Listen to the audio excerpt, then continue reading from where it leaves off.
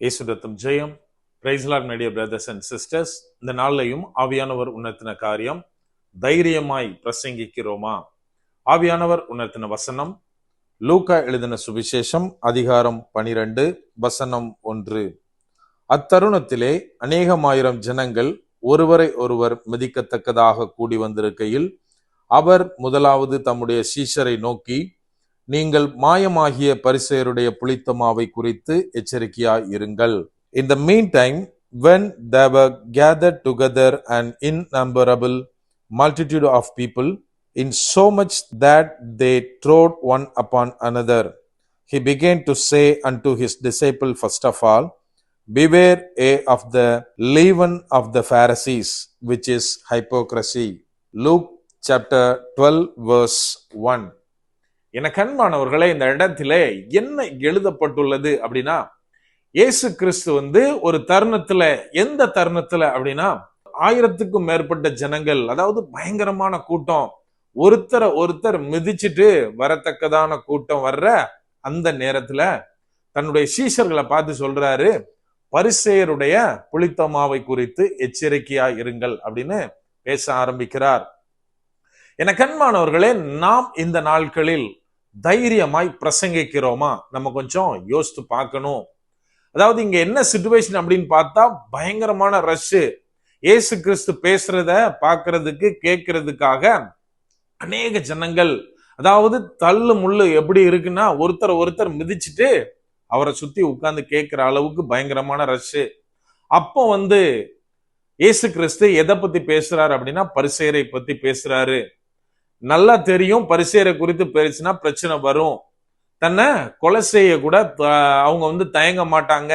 இதெல்லாம் இயேசு கிறிஸ்துக்கு தெரியும். மேபி பரிசேயரும் உள்ள இருந்திருக்கலாம், பரிசேயருக்கு வேண்டியவங்க, அவங்க ஃபேமிலி மெம்பர்ஸ் யாரு வேணாலும் அந்த கூட்டத்துல இருக்கலாம். இது எல்லாம் தெரிஞ்சுதான் இயேசு கிறிஸ்து சொல்றாரு, பரிசேயருடைய புளித்த மாவை குறித்து எச்சரிக்கையா இருங்கள் அப்படின்னு. அதாவது இந்த புளித்த மாவு என்ன பண்ணும் அப்படின்னா, மத்த மாவு எல்லாத்தையும் புளிக்க வச்சிரும், அது எதுக்கும் யூஸ் பண்ணவும் முடியாது. இதை போல, அதாவது இன்டைரக்டா என்ன சொல்றாருன்னா, இந்த பரிசேயர் என்ன பண்றாங்கன்னா, தங்களுடைய தவறான உபதேசங்கள்ல ஜனங்களை வழி தப்பி போக பண்ணுகிறார்கள். ஆகவே அவங்களுக்கு எச்சரிக்கையா இருங்க அப்படின்னு இந்த இடத்துல சொல்றாரு. என கண்மானவர்களை நம்ம கொஞ்சம் யோசித்து பார்க்கணும். ஒரு சபையில நம்ம போதகரா இருக்கலாம், ஊழியரா இருக்கலாம், இன்னும் என்ன மாதிரியான காரியத்துல இருந்தாலும், நாம் பிரசங்கிக்கும் போது அந்த கூட்டத்தை என்கரேஜ் பண்ற மாதிரி நம்ம பேசுறோமா, அல்லது அவர்களை எச்சரிக்கிற மாதிரி பேசுறோமா? இன்னைக்கு நம்ம பார்த்தா அநேகர் எச்சரிக்கின்றதுன்னா என்னன்னே தெரியாம போயிட்டோம். அதாவது அந்த கூட்டத்தை இன்னும் அதுக்கு நம்ம என்னென்னமோ காரணம் சொல்லலாம். அந்த கூட்டத்தை கடிந்து பேசினா அவங்க வராம போயிருவாங்க, தேவனுடைய அன்பை பற்றி தெரிந்து கொள்ளாம போயிருவாங்க, இன்னும் என்ன மாதிரியான காரியம் வேணாலும் நம்ம சொல்லலாம். எனக்கு கண்மானவர்களே, ஒரு விஷயத்தை நம்ம மறந்துடக்கூடாது. இந்த அதிகாரம் ஃபுல்லா வாசித்தா இயேசு கிறிஸ்து தன்னுடைய 2ஆம் வருகையை குறித்து மாத்திரம்தான் பேசுறாரு. இன்னைக்கு நம்ம எத்தனை பேர் 2ஆம் வருகையை பத்தி ஜனங்களிடத்தில் பேசுகிறோம்? நம்ம கொண்டு வர்றது எல்லாமே எப்படின்னா, அவங்களுடைய இந்த வாழ்க்கையை பற்றி, இன்னைக்கு நீ எப்படி நல்லா இருக்கலாம், எப்படி ப்ராஸ்பரிட்டில நீ மேலும் மேலும் ஓங்கி உயரலாம், இதை குறிச்சுதான் பேசுறேமே ஒழிய, யாராவது ஒருத்தர் நீ இதை செய்தால் 2ஆம் வருகையில் மறக்கப்படுவாய், இயேசு கிறிஸ்து உன்னை 2ஆம் வருகையில தூதர்களுக்கு முன்பாக அறிக்கையிடணும்னா நீ அவரை குறித்து அறிக்கையிடணும் அப்படின்னு யாராவது ஒருத்தர் பேசுறோமா? நம்ம கொஞ்சம் திங்க் பண்ணி பார்க்கணும்.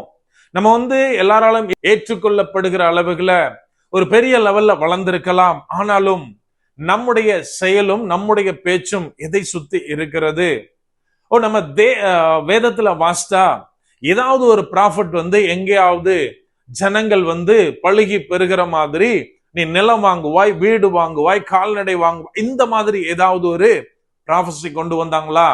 அவங்க சொன்ன எல்லாமே என்னன்னா, தேவனுக்குள்ளாய் மனம் திரும்பு, தேவன் கோபமாய் இருக்கிறார், கோபத்திலிருந்து தப்பித்துக்கொள், இப்படி ஜனங்களை தேவனிடத்தில் திருப்பினார்களே அல்லாமல் அவங்கள எந்த விதமான செழிப்பிற்குள்ளும் அவங்க நடத்தி செல்லல. ஆனா இன்னைக்கு எப்படி மாறிட்டோம் அப்படின்னா, ஒரு இடத்துல ஒரு தீர்க்க தரிசனம் வந்தாலே ஜனங்களை உற்சாகப்படுத்துற மாதிரி, உனக்கு இந்த மாதிரியான நன்மைகள், இப்படிப்பட்ட ஆசீர்வாதங்களை தேவன் வைத்திருக்கிறார் அப்படின்னு சொல்றமே ஒழிய, தேவனுடைய ராஜ்யத்திற்கு நுழைய என்ன செய்யணும், இப்போது இருக்கிற நிலைமையில நீ கைவிடப்படுவாய் அப்படின்ற வார்த்தை நம்மிடத்திலிருந்து வருகிறதா? நம்ம கொஞ்சம் யோசித்து பார்க்கணும். எனக்கு அன்பானவர்களே, இயேசு கிறிஸ்து நமக்கு ஒரு பெரிய ரோல் மாடலாக எல்லா காரியத்திலும் திகழ்கிறார். அப்படியானால் அவரை நம்ம பார்க்கும்போது இந்த அதிகாரத்துல என்ன சொல்றாரு? அவங்க செய்யற எல்லா தப்பையும் சுட்டி காட்டி, ஒரு வேலைக்காரன் தன்னுடைய எஜமான் வர்றப்போ அவன் சரியாக செயல்படவில்லை, எல்லாத்தையும் ஆயத்தம் பண்ணலன்னா அவன் கடிந்து கொள்ளப்படுவான், ஈவன் அந்த இடத்துல வேர்டு வருது அடிக்கப்படுவான் அப்படின்னு. இந்த மாதிரியான காரியங்களை நம்மால் பேச முடிகிறதா? எனக்கு முன்பாக இருக்கிற ஜனங்கள் ஏற்றுக்கொண்டாலும் பரவாயில்லை, ஏற்றுக்கொள்ளாவிட்டாலும் பரவாயில்லை, ஒருவேளை இவங்க காங்கிரிகேஷனுக்கு நம்மளை திரும்ப கூப்பிடலனாலும் பரவாயில்லை, சத்தியத்தை சத்தியமாக தைரியத்தோடு நான் பேசுவேன் அப்படி நம்ம எத்தனை பேர் சொல்ல முடியும்? எனக்கு அன்பானவர்களே, தேவன் நம்மை மற்றவர்களுக்கு பிரசங்கிக்கிற இடத்துல வச்சிருக்கார் அப்படின்னா ஜனங்களை பிரியப்படுத்த நாம் பேசாமல் தேவனை பிரியப்படுத்தும்படியான காரியத்தை பேச வேண்டும். நாம் எப்போ அப்படி பேச ஆரம்பிக்கிறோமோ, சத்தியத்தை சத்தியமாக கொண்டு வருகிறோமோ, ஜனங்கள் மனம் திரும்பி இயேசுவினிடத்தில் வருவார்கள், தேவனை தேட ஆரம்பிப்பார்கள், தங்களுடைய பாவமான காரியங்களை குறித்து யோசிக்க ஆரம்பிப்பார்கள். ஆகவே முதலாவது நாம் செய்ய வேண்டிய காரியம் தேவனை குறித்து, தேவனுடைய வார்த்தையை எந்த டைல்யூஷனும் இல்லாம கொண்டு சேர்க்க வேண்டும். அப்படியே கண்களை மூடுவோமா? அன்பான ஆண்டவரே, இந்த நேரத்திலே அப்பா உம்மை நோக்கி பார்க்கிறோம். ஆவியானவர் நீர் எங்களோடே இருக்கிறீர், அதற்காய் நன்றி செலுத்துகிறோம். அப்பா, எங்களை நீர் உமது வார்த்தைகளை பேச அழைத்திருக்கிறீர் தகப்பனே. அந்த உன்னதமான அழைப்பிற்காய் நன்றி அப்பா. அநேக நேரத்துல தகப்பனே, நீ தருகிற வார்த்தைகளை பலவிதமான டைல்யூட் பண்ணி நாங்க பேசுறோம் ஆண்டவரே. ஆவியானவரே, அதை எல்லாவற்றையும் நீங்க மாற்றி போடுங்க. சத்தியத்தை சத்தியமாக எல்லார் மத்தியிலும் நாங்க எடுத்து சொல்லுகிறவர்களாய் ஆவியானவரே நீர் எங்களுக்கு பலன் தாங்க அப்பா. எல்லா இடத்திலும் உம்மை குறித்து சாட்சி பகர உமக்காய் வைராக்கியமாய் நிற்க எங்கள் ஒவ்வொருவரையும் அப்பா நீங்க தகுதிப்படுத்துங்க, பலப்படுத்துங்க. முற்றிலுமாய் தாழ்த்தி ஒப்பு கொடுக்கிறோம், பலப்படுத்தி ஆசீர்வதிங்க. மீட்பர் இயேசுவின் மூலம் ஜெபிக்கிறோம். ஜெபம் கேளும் எங்கள் நல்ல பிதாவே. ஆமென். God bless.